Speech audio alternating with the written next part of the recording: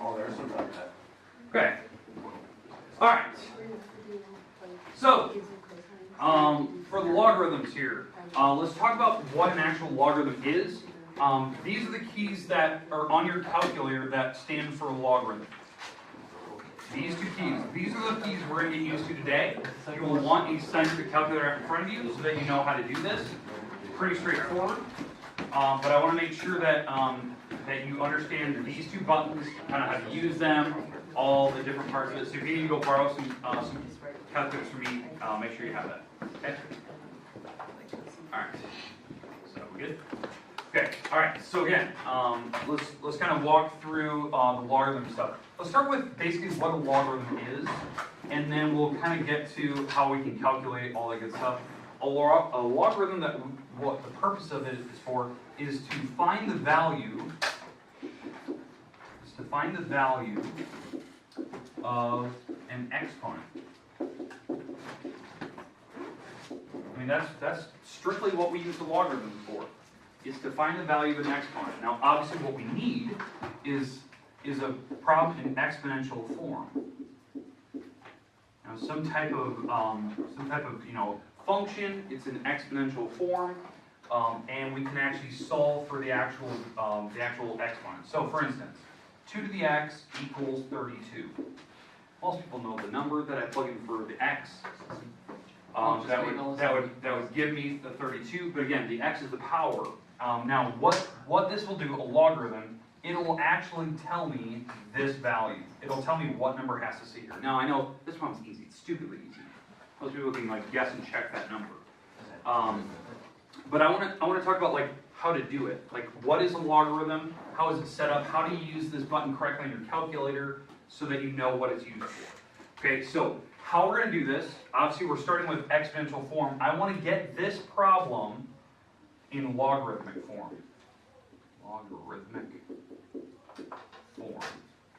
And once I have it to that form, then you can type it in your calculator and hit enter, and it tells you the, okay, which we already know this one, so you probably wouldn't need to use your calculator for this one.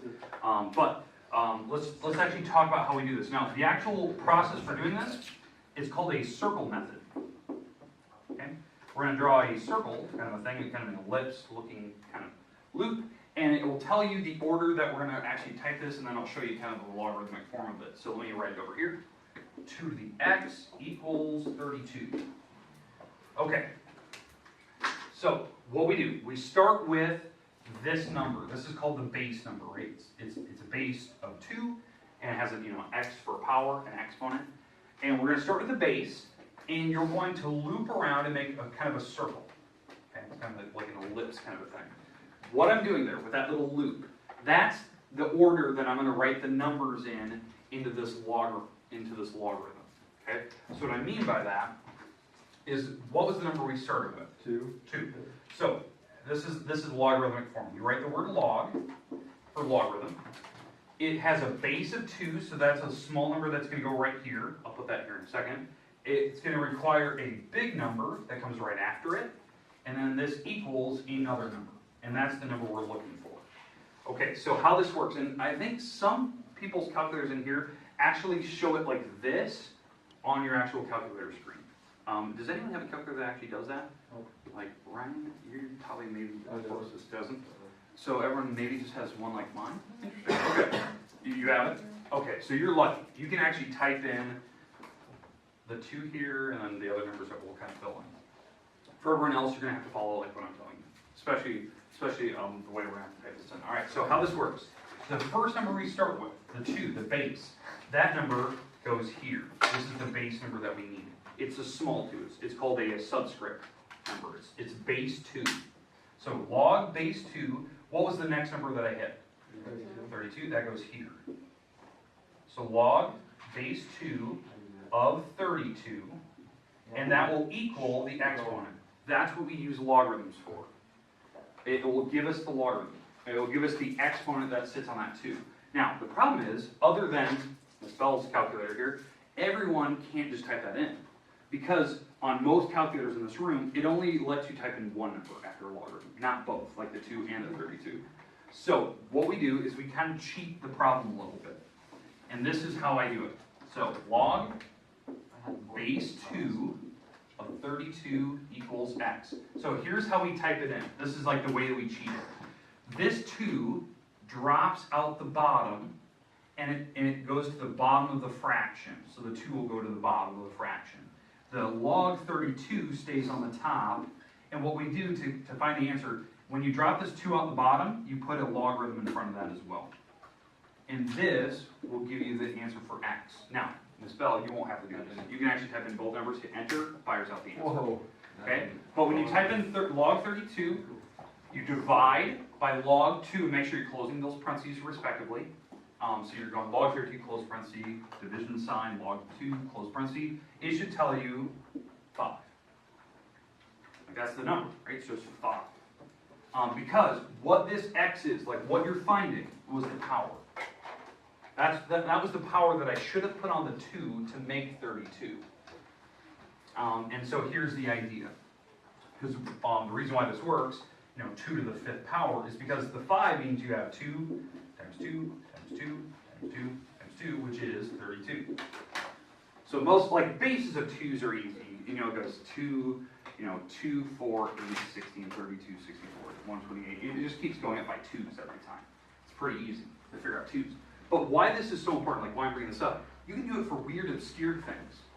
And we can actually find really weird powers that actually make these things work out really, really well. So, for instance, instead of doing 2 to the 32, what if I want to go 7 to the x equals 20? 7 doesn't go into 20.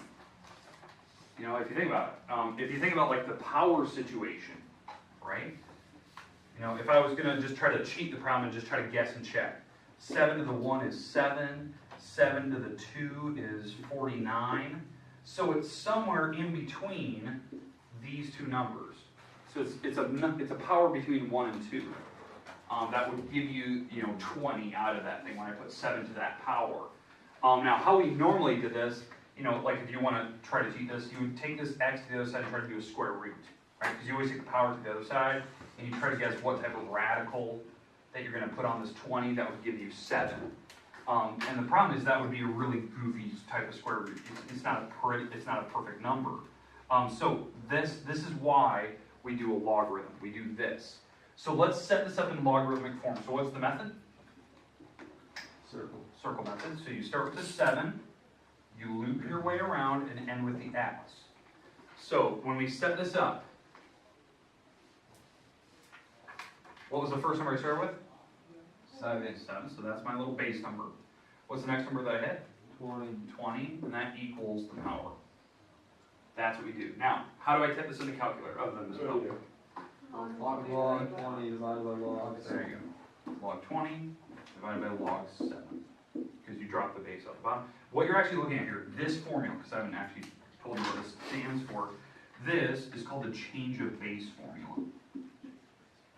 It's a change of base. And what I mean by change of base is that we're actually changing the base of my original logarithm. This was log base 7.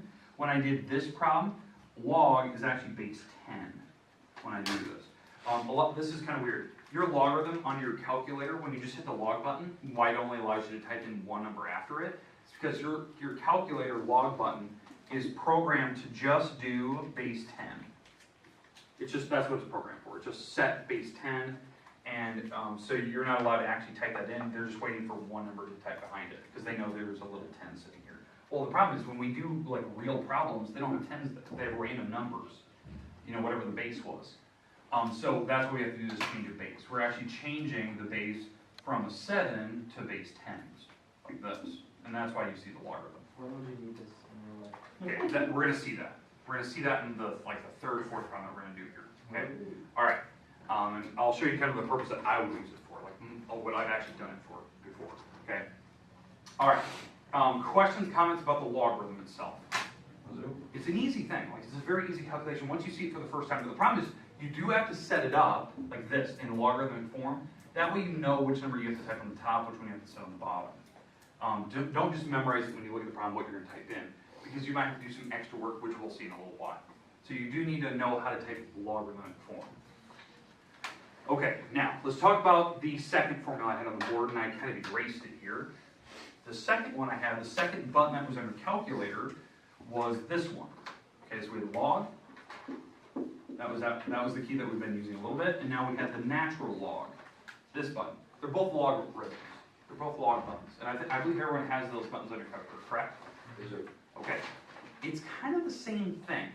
The difference on this top one, this log when you hit the button is base 10. That's what it's default in. The bottom one, this natural log button, that's what it's called. It's called a natural log. That's that second one. It's a logarithm. It actually means this with a base of e. So what they did is they just took out log base e and they just replaced it with this button. The reason why, this is actually the useful one. This is the one that we're going to use for like a real life purpose. Okay, question? Doesn't it do the same thing? It does the same thing. So, but the thing is, we're doing a different base number. So, I'm going to kind of show you kind of how we can do this, how we can use this. So, this is the natural log, and it's using base e. Now, let's talk about like the type of problem that it actually uses for. Then you can actually see. Okay, there was a certain formula that I had on the board yesterday before I turned loose on homework. It was this.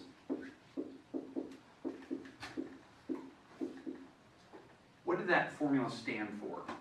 PE retreat. No. What? Percent. Compound interest. It was called the continuously compounded formula.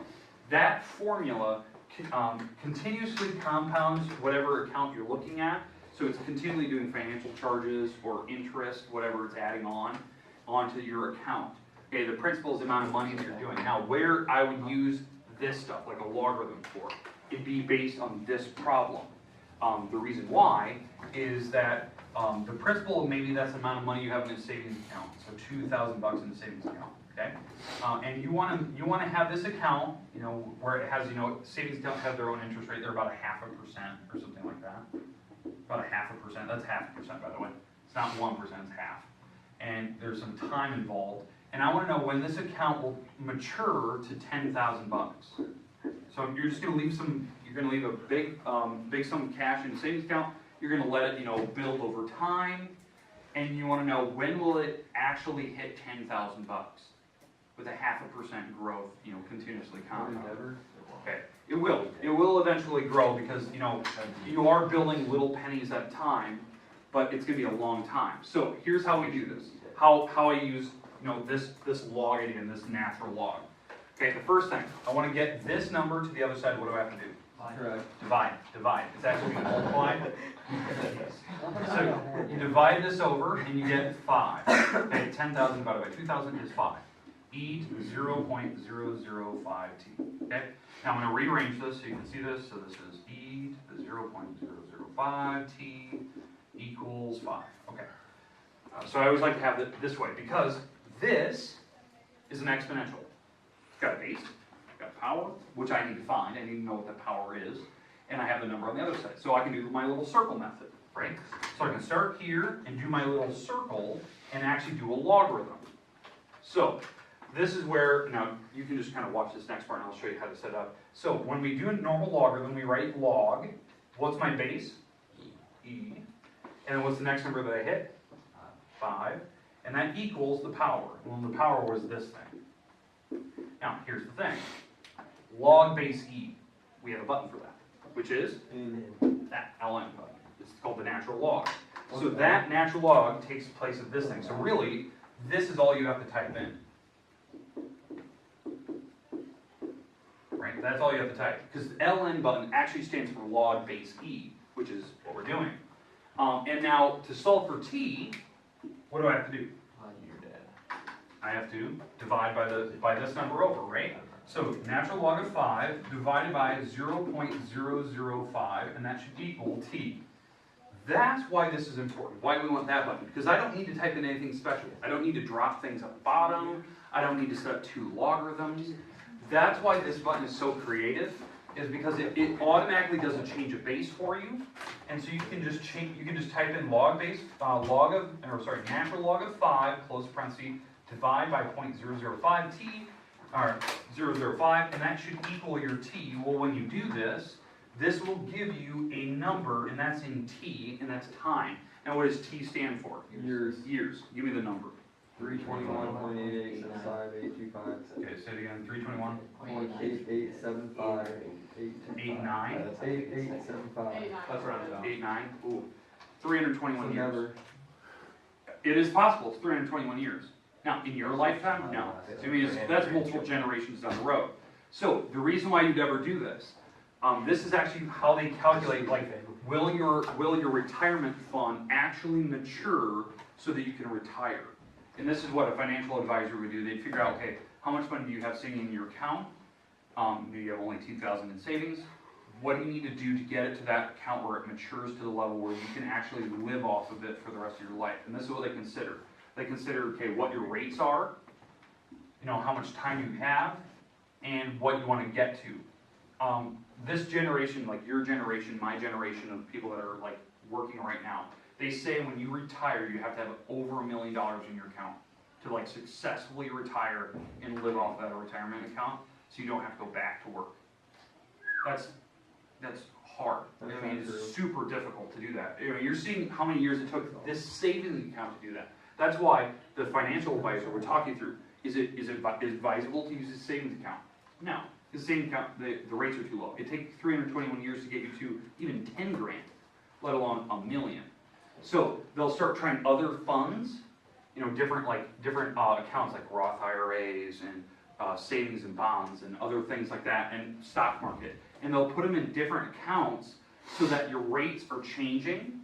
So you can have different money in different accounts. So these rates change, and then you can pool all this money together and figure out when will we hit $1 million. And this T will tell you, like if you successfully want to make, you know, $1 million by the time you're 40, this will tell you, you know, what your rates need to be, how much money you need to have sitting in that savings account, or how much time it will take you to get there. So like you can use these things to your advantage to like kind of narrow down what you need. They always say, if like you're going to start thinking about your retirement, do it as early as possible. I know it seems silly. You guys are in high school and you're not even thinking remotely about what job you want to go into, let alone retirement.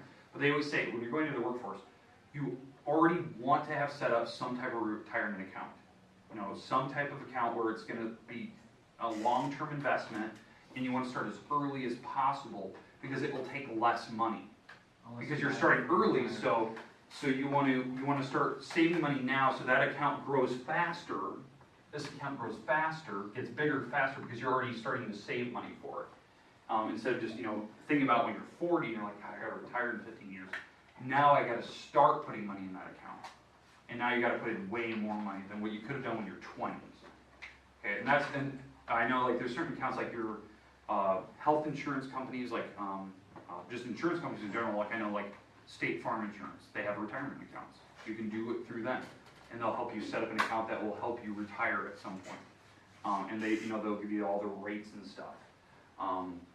And I'm just trying to, because I know this is like long term for you guys, but starting it early as possible makes it actually like achievable when you actually get to that age where you actually want to retire. Because I think the retirement age for most people anymore, I think it's like 64, 65 now. It's gonna be 67 for us. Yeah, like it's going up.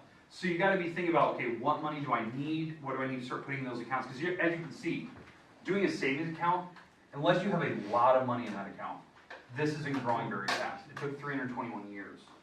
So I want to make sure that this was like actually possible for you guys. So you have to think about it like long term.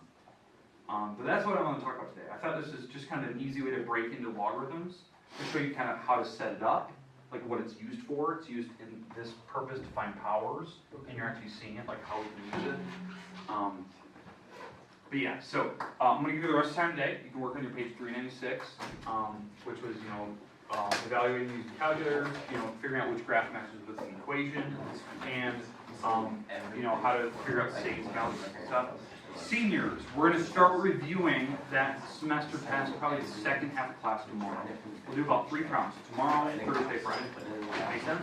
And that way you're kind of ready to go. Remember, there is 2 more problems I'll add to the bottom of that semester test, and they're based on these. Logarithms are important. And why there's only 10. I was trying to pick the main 10 things we learned. Like the main things that we should learn in semester 2. It wasn't everything. We learned a lot. That's why. Ryan. Nico. Go. Well, Phil put in 5 last night against Humboldt. That's it. Only 5 I had. 5 and 1 was all. What is that put him at, like 34? 43 power. 43. Yes.